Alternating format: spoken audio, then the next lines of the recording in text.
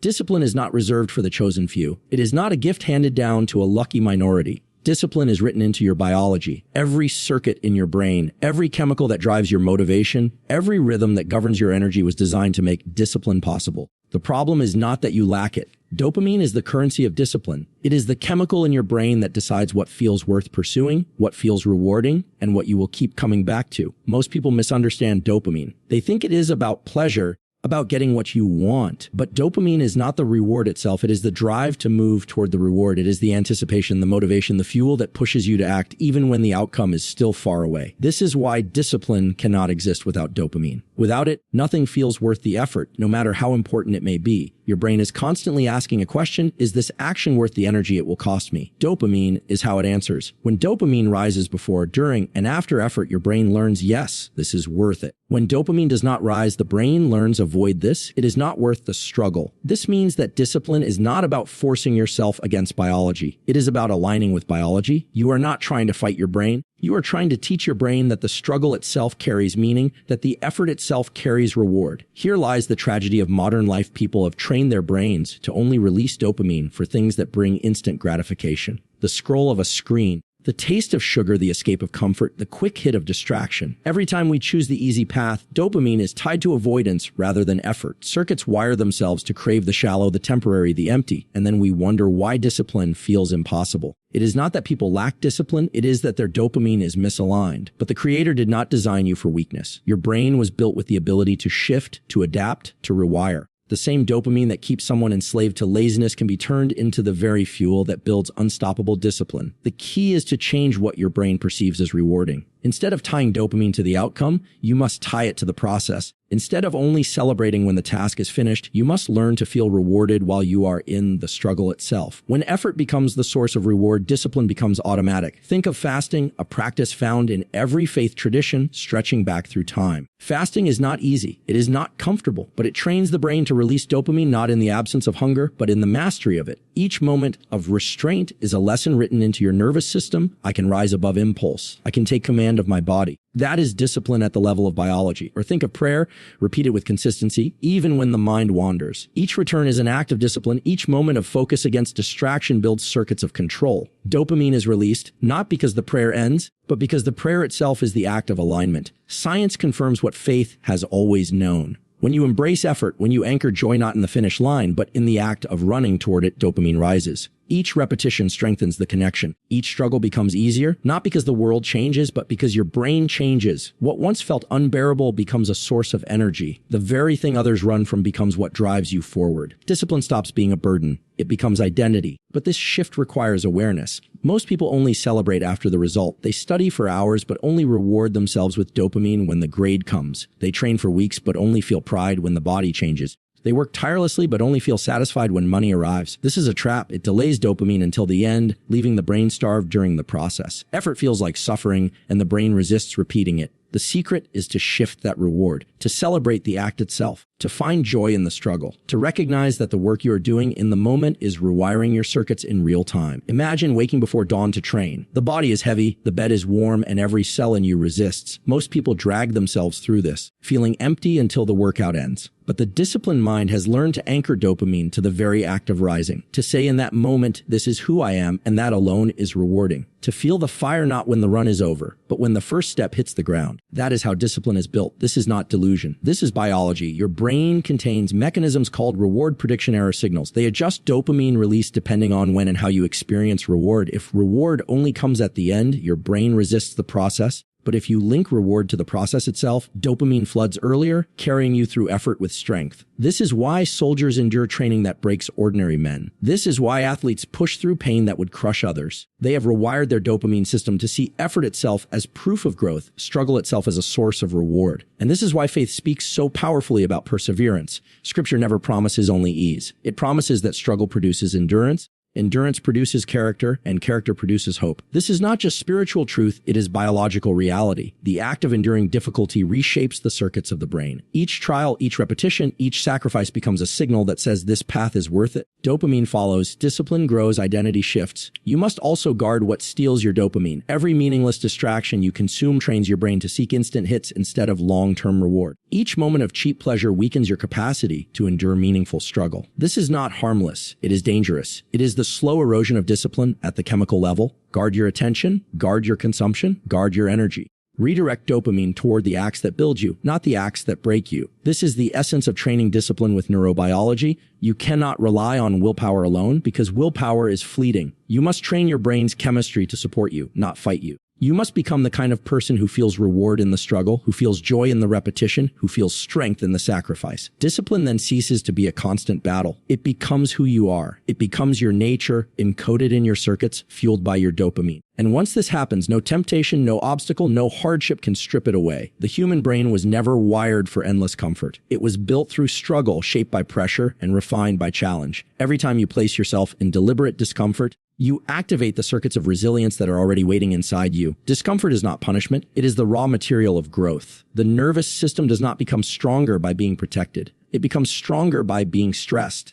The muscles of the body grow only when torn by effort and repaired through recovery. In the same way, the circuits of discipline and resilience in your brain grow only when pushed, strained, tested, and then rebuilt stronger than before. Controlled stress is the secret teacher of the brain. When you face discomfort willingly, the brain pays attention. It signals this is important, this matters, adapt now. Neurons begin to fire differently, connections are reinforced, and new pathways are formed. This is not random. This is precise biological design. The Creator equipped you with a system that responds to challenge with transformation. Every trial you endure becomes a command to your nervous system: do not break, grow stronger. Most people spend their lives running from discomfort. They chase convenience, they avoid struggle, they seek softness at every turn, and then they wonder why discipline feels impossible. The brain cannot become resilient if it is never tested. The circuits of strength atrophy when unused. The tragedy is not that people are weak. The tragedy is that they never give themselves the chance to grow strong. It is in discomfort that identity is forged. It is in struggle that your brain learns the truth of what you are capable of. Science shows this clearly. Cold exposure, for example, sends the body into stress. The nervous system reacts with shock. The heart rate rises, the breath quickens, and the mind screams to escape. But if you stay, if you hold, something powerful happens. Your brain begins to release chemicals like norepinephrine, sharpening focus and strengthening mood. Circuits of control begin to wire together. The next time you face stress, you are not as shaken. The storm outside no longer shakes the foundation within. This is resilience written into biology. The same truth appears in exercise. Each rep, each sprint, each push past fatigue is not just shaping muscle, it is sculpting the brain. Your nervous system is recording the act of enduring strain. Every drop of sweat is a lesson: I can go further than I thought. The circuitry of quitting grows weaker. The circuitry of perseverance grows stronger. What felt impossible yesterday feels achievable today, and tomorrow it becomes your baseline. Faith traditions have always understood this. Fasting, silence, prayer through fatigue, sacrifice in service, these are not arbitrary rituals. They are deliberate discomforts that rewire the brain toward resilience. They teach the nervous system to hold steady when the body cries out for relief. They forge circuits of patience, endurance, and strength. Discipline is not born in moments of ease. It is born when you lean into controlled hardship with purpose. What science now measures with brain scans, the ancients knew by revelation: struggle strengthens the soul. When discomfort is chosen deliberately, it transforms you. When discomfort is forced upon you by life, it reveals you. Both are opportunities to grow. Controlled stress, whether it is the icy plunge, the demanding workout, the difficult conversation, or the act of restraint, is like fire applied to steel. At first it burns, but in the burn it hardens. In the heat it strengthens. The more you expose yourself with intention, the more you prepare yourself for the storms you cannot control. But understand this: not all stress builds you. Chaos without control can break circuits instead of strengthening them. Trauma without support can overwhelm instead of refine. That is why the key is deliberate discomfort, controlled stress, applied in measures you can adapt to and grow from. You don't throw a seed into fire and expect growth. You plant it in resistance, water it with discipline, and let time forge strength. Your nervous system is the same. Too little challenge and you wither. Too much chaos and you collapse. The balance is to step willingly into discomfort that stretches you just beyond comfort, but not into destruction. Every time you choose this, you carve new pathways in your brain. Neurons fire in patterns they have never fired before. Connections deepen, circuits strengthen, and slowly discipline ceases to feel like something forced. It becomes your baseline. The resistance you once feared becomes the ground you stand on. The struggle you once avoided becomes the environment in which you thrive. Your brain adapts to difficulty until difficulty no longer feels like the enemy. It feels like the invitation to rise. Think of the prophets, the saints, the warriors of faith in history. None were made in ease. Each was refined by trials that would break ordinary people. Each faced discomfort so profound that the nervous system itself had to adapt, and adapt it did. Their resilience was not mythical. It was biological, spiritual, and chosen. The same wiring exists in you. The same circuits of strength are waiting in your brain. But they will not light up in comfort. They ignite only in fire. Modern science proves that deliberate discomfort changes even the chemistry of the brain. Stress hormones rise at first, but then balance. Neurotransmitters like dopamine and norepinephrine increase, sharpening focus, lifting mood, and rewiring response. Controlled stress literally trains your brain to see struggle not as threat but as opportunity. Each exposure becomes a rehearsal for life itself. You no longer panic at pressure. You adapt. You no longer break in trials. You bend, and then you stand straighter than before. This is why discipline must be trained through discomfort. You cannot think your way into resilience. You must feel it in your nervous system. You must teach your body and brain through experience that it can endure, that it can rise, that it can hold steady when everything screams to give up. Each deliberate act of discomfort is a brick laid in the fortress of your discipline. And the more bricks you lay, the less any storm can penetrate. The Creator placed this truth in your very design. Life will test you, but you are not defenseless. Your nervous system holds the capacity to grow stronger every time it is tested. You were not made fragile. You were made adaptive. You were made to bend, not break. You were made to step into fire and emerge refined. The path of discipline is paved with discomfort, and the more you walk it, the more unstoppable you become. Your body and your brain are not separate forces moving in different directions. They are one system, governed by rhythms older than civilization itself. Every cell in you carries a clock, and those clocks are synchronized by light and darkness, by the rising and setting of the sun. This is your circadian rhythm, the ancient cycle that controls your energy, your focus, your mood, and even your capacity for discipline. Ignore it, and you fight against the very design of your biology. Align with it, and you unlock consistency, clarity, and power. Most people believe discipline is only about willpower, about forcing yourself to act. But science and scripture both reveal a deeper truth. The greatest strength comes from alignment with natural law. Just as the tides follow the pull of the moon, your mind and body follow the pull of light and darkness. When you anchor your habits to these rhythms, discipline stops being an uphill battle. It becomes the path of least resistance because your biology is carrying you forward instead of pulling you back. When light first enters your eyes in the morning, it triggers a cascade inside your brain. Specialized cells send signals to the suprachiasmatic nucleus, the master clock, which then sets the timing for everything else in your body. Cortisol rises not as an enemy, but as a natural surge to wake you, sharpen you, prepare you. Dopamine pathways activate, making you ready to move toward goals. Temperature begins to climb, metabolism ignites, and energy flows. This is not random, this is precision. Your Creator built into you a system that takes its first command of the day from the rising of the sun, but if you miss this signal, if you start your day in darkness staring at artificial screens, your rhythm begins to drift. The clocks inside your body fall out of sync. Energy crashes, focus scatters, mood sinks. Discipline feels like dragging a heavy weight uphill. What people call laziness is often just misalignment. The brain is not receiving the signals it was designed to receive. It is like trying to row a boat against the current instead of with it. The current is always stronger than your willpower. The same system works in reverse at night.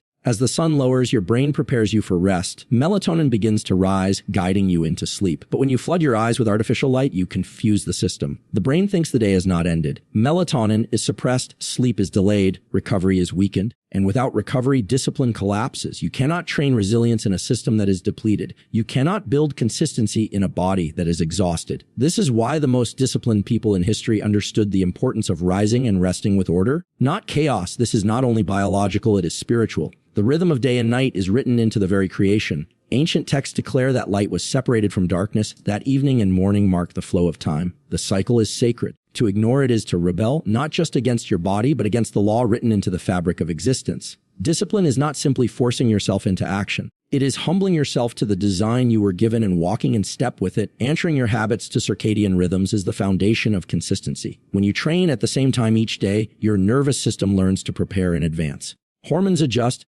neurotransmitters align, energy rises predictably. The effort you once had to fight for becomes natural, automatic. When you eat at consistent times, metabolism synchronizes. When you pray or reflect at dawn or dusk, your mind associates those times with focus and surrender. What feels like discipline at first becomes rhythm, and rhythm is far more powerful than momentary bursts of willpower. Think of how soldiers are trained. Waking, training, eating, and resting are bound to precise times. This is not arbitrary. It is neurobiology applied with intention. The brain thrives on rhythm. The nervous system adapts to predictability. Discipline emerges not from constant decision making, but from alignment with timing. Each act is tied to the clock, and the clock is tied to light and dark. Once this is set, discipline no longer feels like decision. It feels like identity, and the reward for aligning with circadian rhythms is exponential. Focus sharpens when your brain receives light in the morning. Energy stabilizes when your eating window is consistent. Recovery deepens when you protect your nights from false light. Neuroplasticity, the very ability to change your brain, is strongest when sleep cycles are stable. This means the habits you build anchor more deeply. The lessons you learn integrate more fully. The discipline you train becomes more permanent. Your brain is not just learning your actions, it is learning the rhythm around them, but when you ignore these rhythms, everything fragments. Sleep becomes shallow, focus becomes scattered, mood becomes unstable, and discipline becomes fragile. You can push yourself for a while, but eventually the misalignment wins. You fall back into distraction, fatigue, and inconsistency. The system cannot be cheated. Just as a plant withers without sunlight, your nervous system withers when deprived of the signals it was built to follow. This truth also explains why fasting tied to daylight carries so much power. When you restrain eating until after sunrise or before sunset, you are not just practicing discipline of appetite, you are training your metabolism and your brain to align with the sun. Ghrelin, the hunger hormone, adapts to those times. Insulin sensitivity adjusts. Dopamine rises with the anticipation of breaking fast. Your body and brain learn to obey the rhythm, and obedience becomes strength. Discipline ceases to feel like deprivation. It becomes alignment with design. You cannot separate spirituality from biology here. The design is too precise. The brain was built to be guided by the heavens, by light and darkness, by the rising and setting of the sun. To live outside that rhythm is to live fractured. To live within it is to live powerful. When you open your eyes to morning light and close your eyes to night's darkness, you are not just following a health hack, you are submitting to the pattern written into creation, and that submission produces consistency, clarity, and unstoppable discipline. The world tries to sell shortcuts, energy drinks, pills, late nights, endless stimulation. But these are illusions that borrow from tomorrow to pay for today. They rob the very foundation of discipline by breaking the rhythm. They leave you weaker, foggier, less resilient. The true path is ancient and unchanging. Rise with the light, protect the night, anchor your habits to the rhythm that has carried humanity since the beginning. Your brain knows this rhythm. Your soul knows this rhythm. The question is whether you will align with it. Discipline anchored to circadian rhythm becomes unshakable because it no longer depends only on your will. It is supported by the flow of your hormones, the firing of your neurons, the chemistry of your cells, the very turning of the earth itself. You are not fighting against the current, you are moving with it. Each day becomes a cycle of energy, focus, recovery, and renewal. And the more you repeat this cycle, the more deeply it ingrains into your nervous system, until discipline is no longer something you do. It is simply who you are. Focus is not a luxury in life. It is the very currency of discipline. What you give your attention to, you give your life to. The brain is an engine of possibility, but its fuel is not spread evenly across every direction. It is concentrated through focus. Without it, energy is scattered, dopamine is drained, and effort is wasted. With it, actions cut deep, progress accelerates, and discipline becomes inevitable. Training focus is not optional if you want to build unshakable self-mastery. It is the foundation upon which all discipline rests. Inside your brain are networks that decide what you notice and what you ignore. These are not just passive filters. They are sculptors of your future. When you train your attention to stay on one thing, neurons in the prefrontal cortex strengthen their connections. They send inhibitory signals to competing circuits, silencing distractions, reinforcing clarity. Like a spotlight in a dark room, focus illuminates one target and leaves the rest unseen. The more you practice holding that spotlight, the stronger the circuitry becomes, until focus is not a battle but a default state. But most people live in a storm of distraction, notifications, endless scrolling, fractured tasks. Every pull on attention triggers a surge of dopamine, a burst of novelty, and then a crash. Over time, the brain learns to crave distraction instead of depth. Circuits weaken, attention fragments, discipline collapses. You may try to force yourself into focus, but without retraining your brain, you are wrestling a wild animal with bare hands. You must not only want discipline, you must rewire your nervous system for it. The beautiful truth is that your brain is built for this rewiring. Neuroplasticity allows circuits of focus to grow stronger through deliberate training. Each time you resist distraction and return to the task, you lay down pathways of resilience. Each time you sustain attention longer than before, the brain adapts, learns, reshapes itself. What begins as strain eventually becomes ease. What feels impossible becomes natural. This is the science of discipline, using neuroplasticity to transform fleeting willpower into lasting structure. One of the most powerful ways to train focus is through intentional practice of single tasking. Pick one task, strip away all else, and commit. At first, your mind will resist, thoughts will wander, Urges will rise, discomfort will scream, but each time you return, you are strengthening the neural circuits of discipline. This act of returning is not weakness, it is training. Like lifting a weight, the repetition is what builds strength. With time, the noise quiets, the spotlight sharpens, and focus becomes easier to hold. Breath is another doorway into focus. Slow, controlled breathing directly modulates your nervous system. When you inhale deeply and exhale fully, you signal safety to the brain. The stress circuits calm, the prefrontal cortex comes online, and attention stabilizes. This is why meditation, prayer, and breath work are so powerful. They are not mystical tricks. They are biological levers. They train your brain to return to stillness, to stay present, to resist scattering. With each session, you are rewiring circuits that support unbreakable discipline. And yet, focus is not only about what you practice in silence, it is about how you live in motion. When you expose yourself to constant multitasking, you train your brain to crave chaos. When you surround yourself with noise, your nervous system becomes addicted to distraction. But when you deliberately structure your environment, silence in your workspace, no phone within reach, a ritual before deep work, you are shaping the inputs that shape your brain. The brain cannot help but adapt to its environment. Therefore, discipline is not only a matter of choice, it is a matter of design. There is also a sacred dimension to focus. Throughout history, the most disciplined souls anchored their attention to higher purposes. They prayed at fixed hours, meditated on sacred words, silenced themselves before their creator. These practices were not only acts of faith, they were acts of training the nervous system to obey, to bring the mind back when it wandered, to resist distraction for the sake of something greater. This is the deepest discipline of focus, not simply attending to a task, but attending to meaning. When your focus is tied to purpose, it gains power far beyond mere productivity. It becomes worship, devotion, alignment with divine order. Science confirms what faith has long declared: meaning sharpens focus. Dopamine pathways in the brain fire more strongly when actions are tied to purpose. The prefrontal cortex holds attention longer when effort feels significant. This is why people can endure hardship, sacrifice, and struggle when their eyes are fixed on something greater than themselves. Focus is not just mechanical, it is spiritual. Your brain is designed to lock onto what you declare as meaningful. If you do not choose that meaning, distractions will choose for you. The struggle to hold focus is the training ground of discipline. Every urge to check your phone, every impulse to switch tasks, every wandering thought is an opportunity. The weak mind gives in and strengthens distraction. The strong mind resists, returns, and strengthens discipline. Each return is a victory. Each act of resistance is wiring a new future. What seems small in the moment compounds into unshakable mastery over time. This is why the training of focus must be daily, deliberate, relentless, and do not mistake short bursts for true discipline. Anyone can concentrate when adrenaline is high, when novelty excites, when deadlines press. True focus is the ability to sustain attention in silence, in monotony, in difficulty. That is the training that builds warriors of the mind. That is the path to a discipline that does not collapse under pressure but grows sharper in the fire. The circuits of your brain will adapt to whatever you demand of them. Demand distraction, and you will become fragmented. Demand focus, and you will become unstoppable. Your brain's attention system is like a muscle, but it is also like a compass. It does not simply point to where you look. It points to where your life is heading. If your attention is constantly pulled outward, your destiny will be shaped by the world's noise. But if your attention is deliberately anchored, your destiny will be shaped by your chosen purpose. The discipline of focus is the discipline of life itself. Where your focus goes,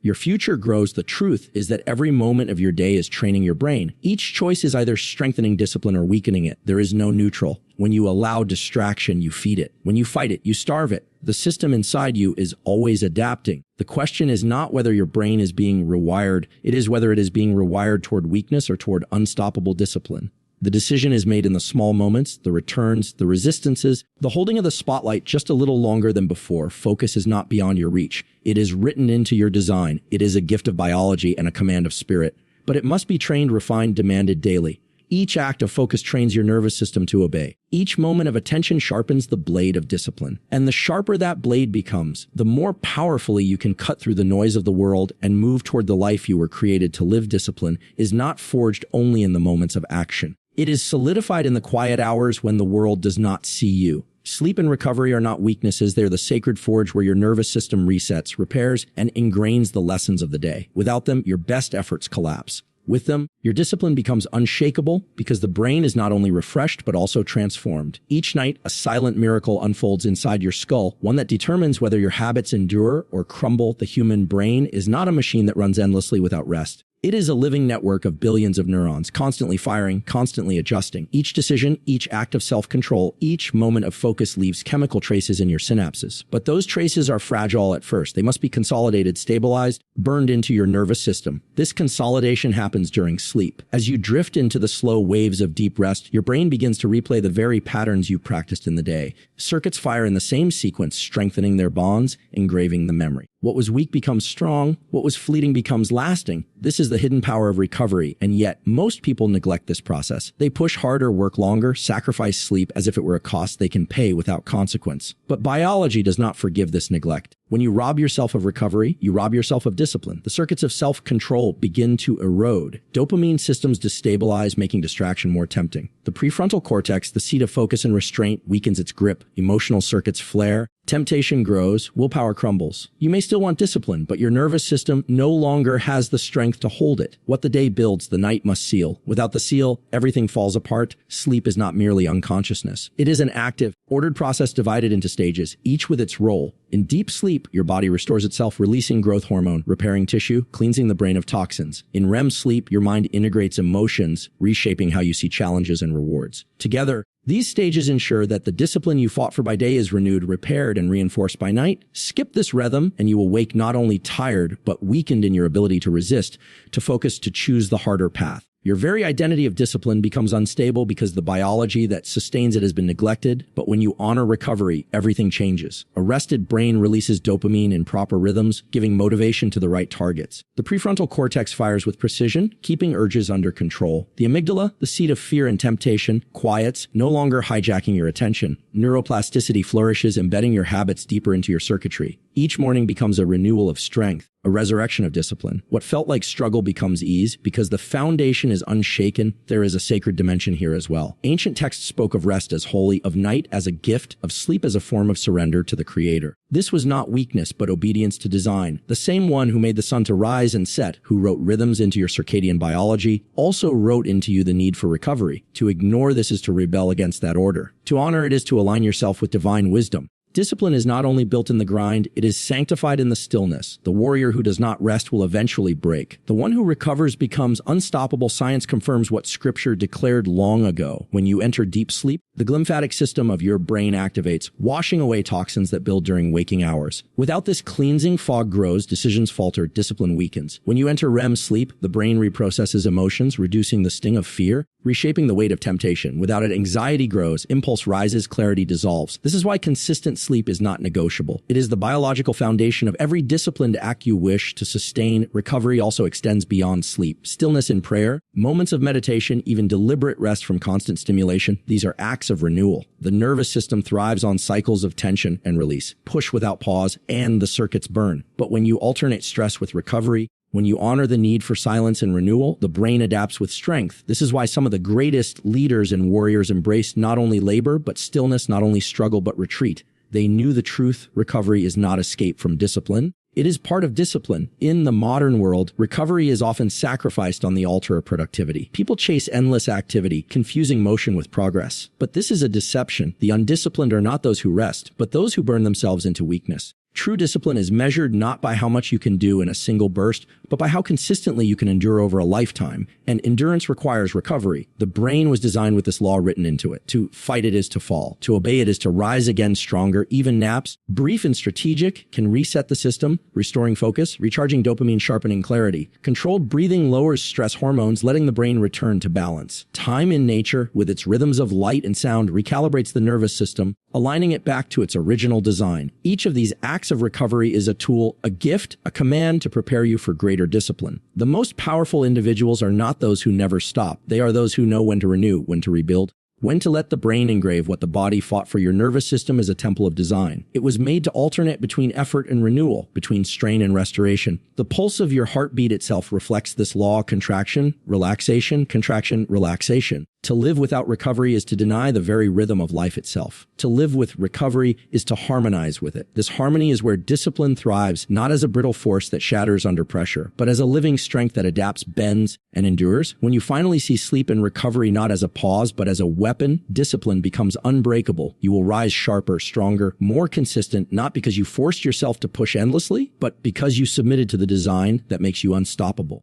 Recovery is not the opposite of discipline. It is the hidden half of discipline, the silent architect shaping the strength you will display when the test comes again. The human brain is not transformed by grand declarations made once in a lifetime. It is transformed by the steady drumbeat of repetition. Discipline is not the product of rare moments of heroic effort. It is born in the quiet, unseen consistency of small actions repeated until they carve new pathways into your identity. The nervous system is built to adapt to patterns. Each thought, each behavior, each choice sends an electrical signal through networks of neurons. The more often that signal travels, the easier it becomes to fire again. What begins as fragile and uncertain becomes automatic, effortless, woven into who you are. Repetition is the sculptor of discipline, and small, consistent actions are its chisel. Most people overestimate what they can achieve with one great effort and underestimate what they can achieve with countless small ones. They look for a breakthrough moment, a surge of willpower, a single leap that will transform their lives. But the brain does not work this way. Neuroplasticity, the ability of the brain to change, requires repeated signals. Dopamine does not wire your circuits in one flood of motivation. It wires them through steady anticipation and reward, again and again, until the habit becomes ingrained. This is why true discipline is not explosive. It is relentless, it is patient, it is relentless in the small things. Think of a stone struck by water. 1 drop does nothing. 10 drops do nothing. But 1,000, 10,000, 100,000 drops carve a groove into the rock itself.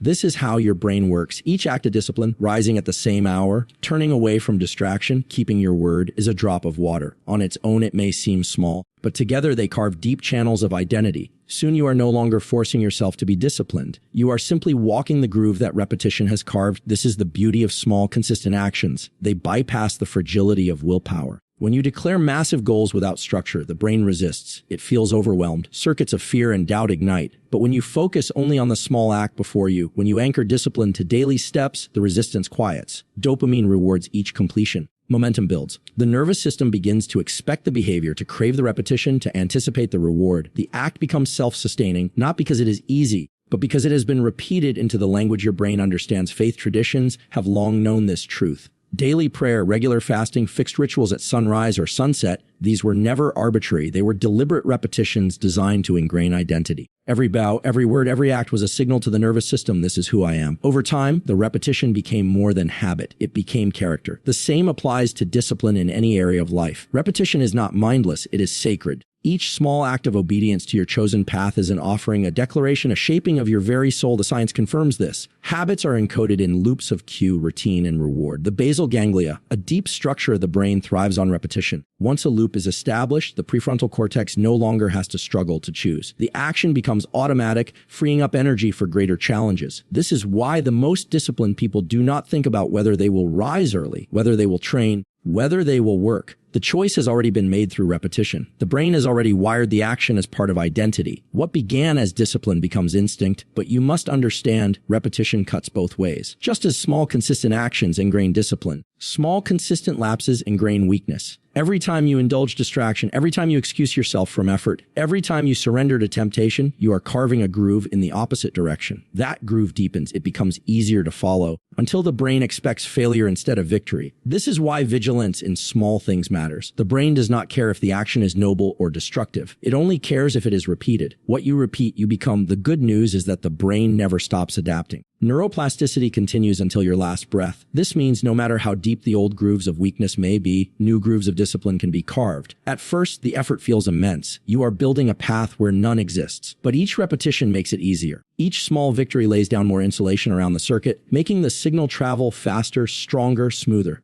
Eventually, the new path becomes the natural one. Discipline ceases to be a struggle. It becomes identity. And identity is far stronger than effort. This is why you must never despise small beginnings. Rising at the same time each day, setting your phone aside for one focused hour, choosing the harder path in a single decision, these are not insignificant. They are the drops of water carving stone. They are the sparks that ignite the fire of discipline. They are the seeds that, when planted daily, grow into towering strength. You may not see the change at first, but the brain is changing beneath the surface. Circuits are forming. Chemistry is shifting. Identity is being forged. Even failure, when approached with repetition, can be redeemed. Each time you fall but rise again, each time you break discipline but return to it, you are still training resilience. You are still engraving a circuit that says, I do not quit. Over time, that repetition of return becomes its own form of discipline. The enemy is not failure. The enemy is surrender. If you repeat surrender, it becomes your identity. If you repeat return, resilience becomes your identity. The brain learns whichever lesson you teach it most often. There is also divine wisdom in repetition. The Creator himself embedded rhythm into all of existence. The rising and setting of the sun, the turning of the seasons, the beating of the heart, the cycle of breath, all are repetitions. Life is built on small, consistent acts endlessly repeated. To align your discipline with this design is to align with creation itself. To resist it is to fight against the current of existence. Discipline is not about force alone. It is about harmony with the rhythm written into your biology and your spirit. When you embrace repetition, discipline becomes exponential. One action repeated does not simply add strength, it multiplies it. Each act reinforces the next, each circuit strengthens the others, until momentum carries you further than willpower ever could. You will discover that greatness is not built in sudden explosions, but in the daily chiseling of small choices. The man or woman of discipline is not the one who makes one great act of sacrifice, but the one who repeats small sacrifices until they no longer feel like sacrifice at all. They feel like self. Your brain is waiting for instruction. It does not ask for grandeur, it asks for consistency. It does not demand that you be perfect, only that you repeat. Every act is a signal. Every signal is a carving, every carving becomes a path, and every path becomes who you are. This is the truth both science and faith declare together. Small actions, repeated with consistency, become identity. And once discipline is identity, it cannot be taken from you because it is not something you do, it is who you are.